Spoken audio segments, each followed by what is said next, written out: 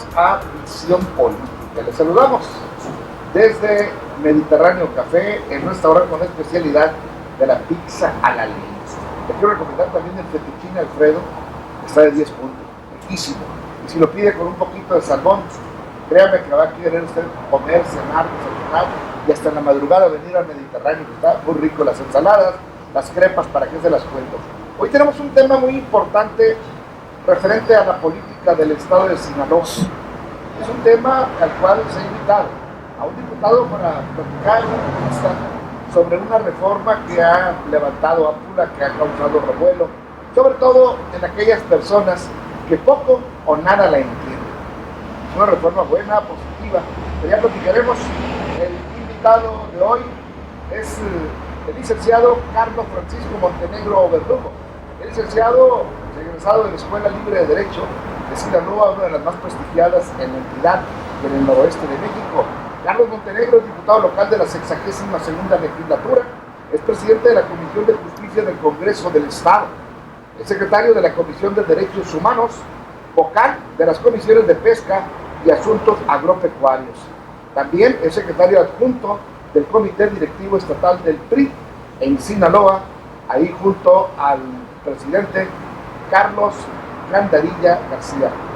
Bienvenido, diputado, muchas gracias por aceptar la invitación. Al contrario, don Miguel Ángel, muchas gracias a usted, a don Jorge Luis Telles, al señor Jorge Walterio Medina y a la empresa. A sus órdenes, como siempre.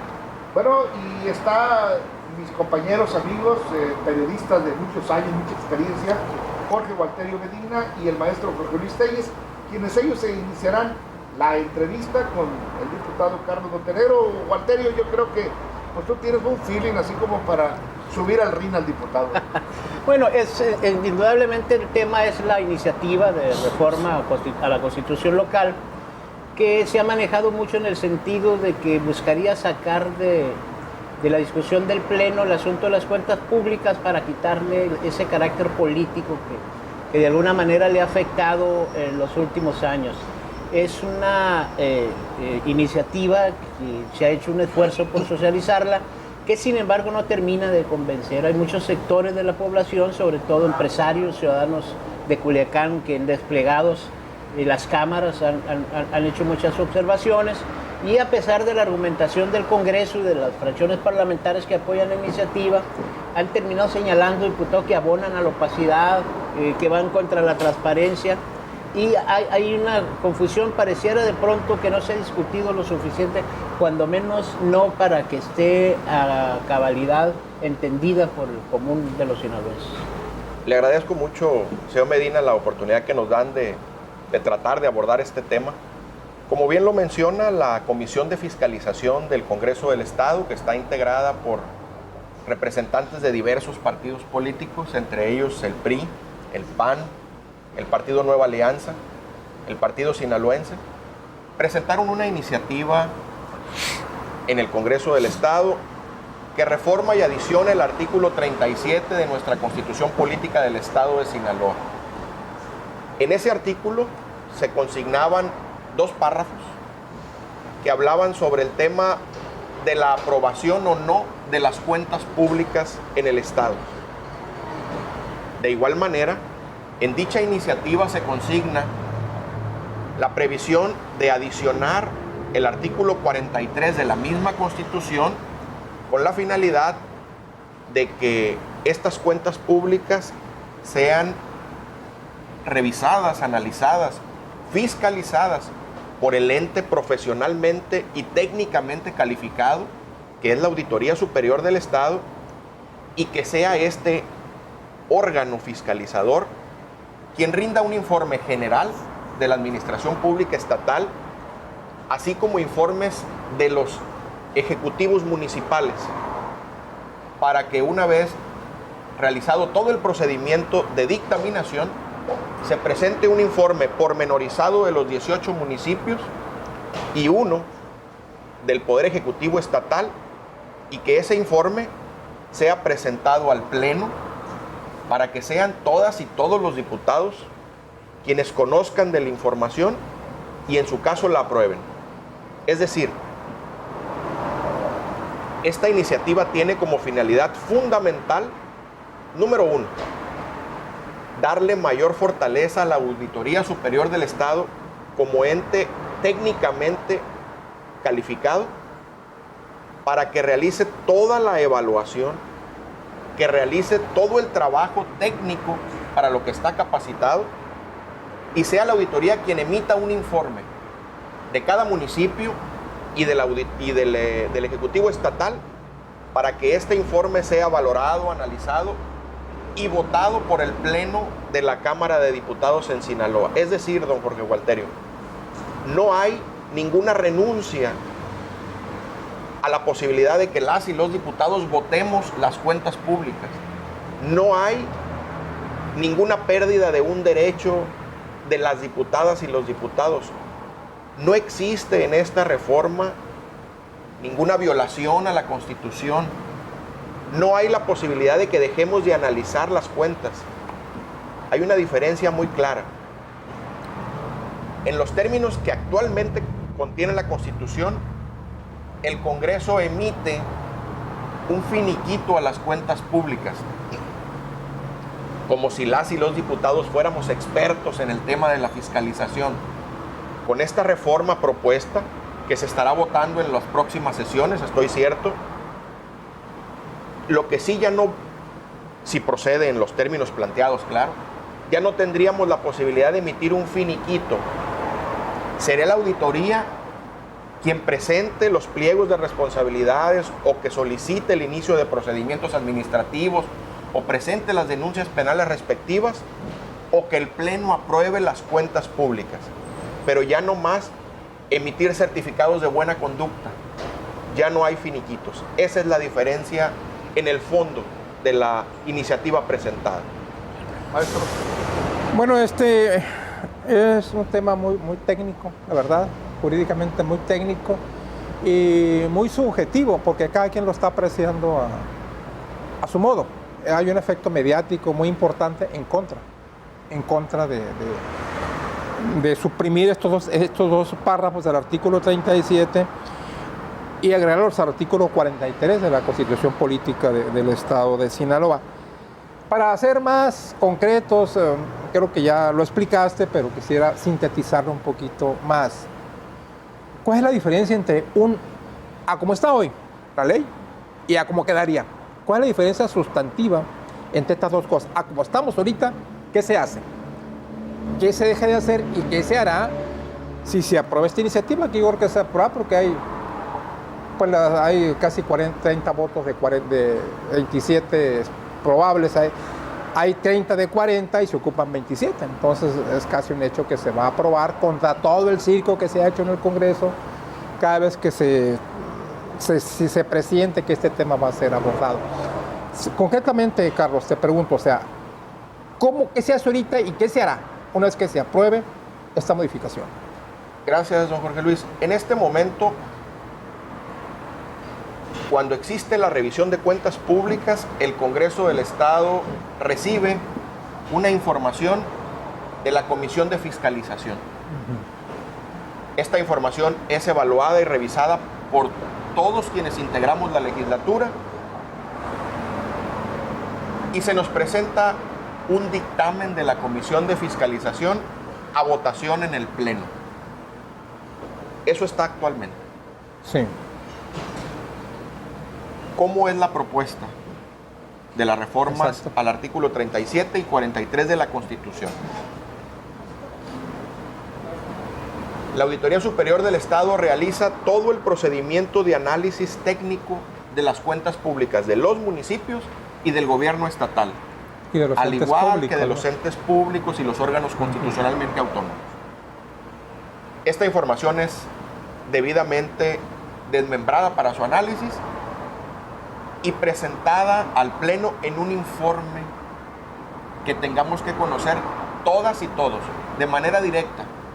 ¿Ese informe quién lo va a hacer? ¿La Auditoría Superior? La Auditoría Superior del Estado. ¿Se lo presenta al Pleno o a la Comisión? No, a todos los diputados y a todas las diputadas, directamente. Ajá. Sí. No pasa por ninguna comisión, es directo a los diputados y diputadas, es directo a la legislatura. Conociendo todos los temas, conociendo la cuenta pública, de los municipios, de los entes públicos y del gobierno del estado, es donde se propone que la revisión sea anual, no semestral como actualmente Como se hace hoy. es una vez al año, y que seamos nosotros, los que integramos en este caso la 62 legislatura, quienes en un ejercicio libre, autónomo, votemos ese informe de la auditoría, un informe que contiene datos técnicos, que contiene la información precisa, que evita opacidad, que elimina de tajo la posibilidad de criterios políticos, don Jorge Luis. Es una información de personas altamente capacitadas en las que por supuesto que tenemos la confianza de Y hay que decirlo con todas sus letras, ¿no? La gran mayoría de diputados pues, no son contadores, entonces no tienen la capacidad, porque no son especialistas en eso. Entonces lo que se pretende es que sea, mi apreciación, un órgano técnico calificado, especializado, quien dictamine si esa cuenta tiene anomalías o está aplicada exactamente el dinero. Totalmente de acuerdo Sí. con usted. Entonces lo que veo yo de la crítica, los que han ido al Congreso a gritar, es que dicen que ahora el pueblo, la sociedad no va a tener acceso, no va a conocer las cuentas públicas. ¿Es cierto eso? Déjeme comentarle una cosa, don Jorge Luis. La Constitución Política de los Estados Unidos Mexicanos establece un criterio de máxima publicidad. Es obligado para todos los gobiernos, para todos los entes públicos, para todos los poderes, este principio, el de máxima publicidad. El reclamo ciudadano cada vez es más grande de conocer y estar permanentemente informados del quehacer público.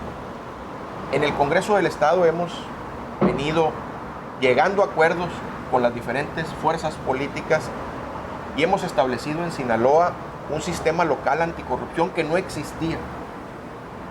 Se han reformado y adicionado ya un número importante de leyes secundarias adicional a la Constitución estatal para darle paso y cimiento a este sistema local anticorrupción. Hoy como nunca antes, todas las fracciones parlamentarias hemos hecho una exigencia directa a la Auditoría Superior del Estado para que nos informe de manera clara, puntual, precisa, de todos los procedimientos administrativos y de todas las discrepancias financieras que tenga conocimiento la auditoría. Y también se ha hecho un exhorto muy enérgico al fiscal general del Estado para que a la brevedad posible le informe al Congreso sobre el resultado y los avances de las denuncias penales, de las indagatorias que a su cargo estén por presuntas irregularidades cometidas por servidores y o exservidores públicos. Nunca como hoy el Congreso del Estado ha estado presente en los temas de transparencia y eliminando cada vez más la opacidad en el gobierno o en los gobiernos. Jamás se había dado un acuerdo tan grande entre los institutos políticos representados en el Congreso como hoy para darle respuesta a la ciudadanía. No es un tema de política ni de politiquería, es un tema de respuesta a la sociedad. El partido político o el político que no entienda el reclamo ciudadano está condenado hoy más que nunca no solo al fracaso, sino a ser denostado. Nosotros en el Revolucionario Institucional, don Jorge Luis, estamos trabajando, hay que decirlo, para recobrar la confianza ciudadana. Algún día la tuvimos, hoy no estamos exentos de la crítica, la aceptamos con plena responsabilidad, pero tenemos que ver hacia adelante. Y esta iniciativa, como muchas más, son una respuesta como partido a esa demanda ciudadana de información, de transparencia y de rendición de cuentas.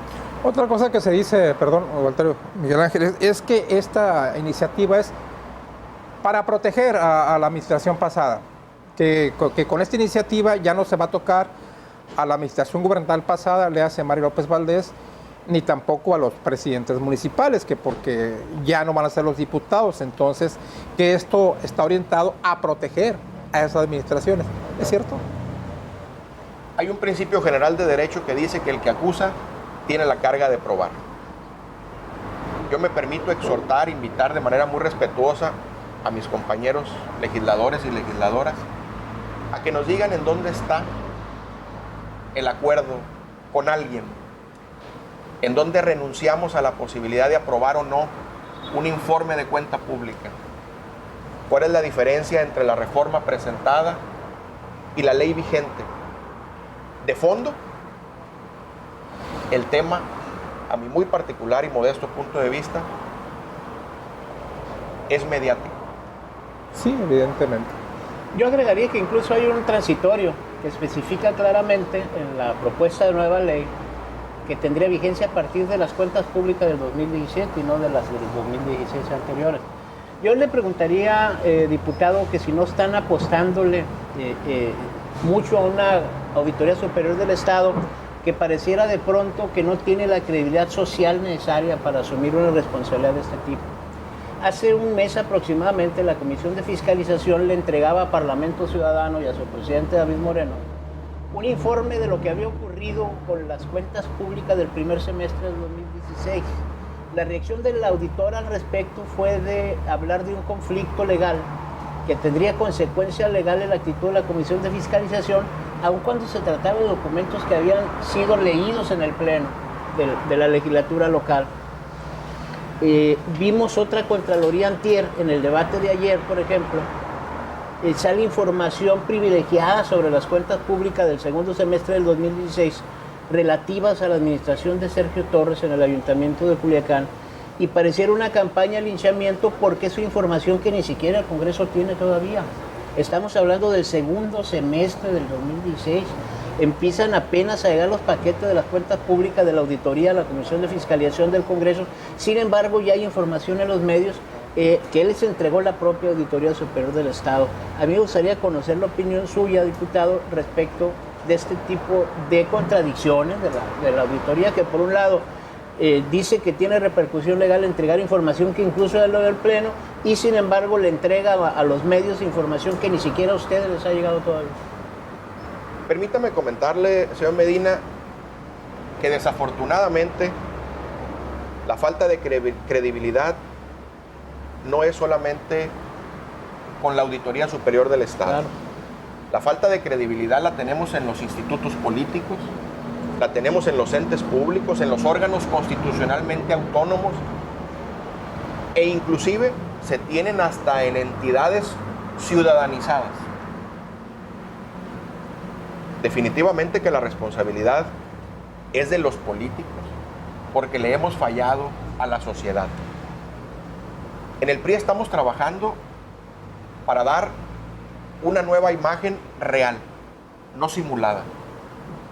La única manera que hemos encontrado en el PRI es el trabajo apegado al reclamo ciudadano.